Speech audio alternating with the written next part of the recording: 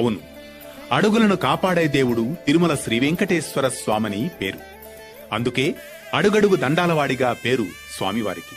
తరతరాలుగా నడక ద్వారా మొక్కులు చెల్లించే సమయంలో ఎటువంటి కాళ్ల నొప్పులు రాకుండా తమను కాపాడాలని ఒక పెద్ద గుండు వద్ద తలవంచి భక్తులు ప్రార్థించి ప్రణమిల్లడం, అలాగే భక్తులు తమ మోకాళ్లను గుండుకు ఒత్తి రాపాడించడం ద్వారా కాళ్ల నొప్పులు రాకుండా ఉంటాయని విశ్వసిస్తారు. ఇందుకు నిదర్శనంగానే నేటికి తిరుమలకు ప్రారంభ స్థానం అలిపిరి సమీపంలో నెలవై ఉంది తలయేరు గుండు.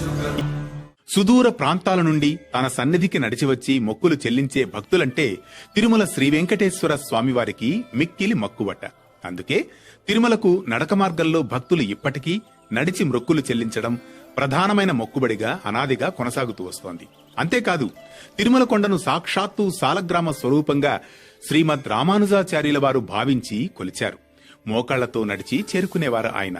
అందుకే ఆనాటి నుండి నేటి వరకు తిరుమల కొండకు నడిచివచ్చి మొక్కులు చెల్లించుకునే ఆచారం అనాదిగా కొనసాగుతోంది. కోరుకున్న కోరికలు ఫలించిన వెంటనే నడిచివచ్చి దర్శించుకుంటామని ఆయనను భక్తులు వేడుకుంటారు. అందులో భాగంగా తిరుపతిలోని అలిపిరి పాదపీఠం నుండి నడిచి వెళతారు భక్తులు. కాగా అతి ఎత్తైన కొండ ఎక్కేటప్పుడు కాళ్ల నొప్పులు రాకుండా తమను కాపాడాలని స్వామిని మనస్ఫూర్తిగా తలయేరు గుండు వద్ద తలవంచి ప్రదక్షిణ చేసి మోకాళ్లను గుండుకు ఒత్తి రాపాడించడం జరుగుతుంది. ఇలా చేయడం వల్ల తమకు కాళ్ల నొప్పులు లేవని తిరుమల చేరుకున్నాక భక్తులు వివరించడం కూడా జరుగుతుంది. శాస్త్రీయంగా కూడా శాస్త్రవేత్తలు దీనిని అంగీకరించడం జరిగింది. నడక వల్ల శారీరకంగా పరిశుద్ధత పొందిన తనువు స్వామి దర్శనంతో దివ్యత్వాన్ని పొందుతుందని, పునీతమవుతుందని పండితులు చెబుతారు. అందుకే నడిచి వెళ్లేటప్పుడు తలయేరు గుండుకు మీరు తప్పక ప్రణమిల్లండి. ఓం నమో వెంకటేశాయ.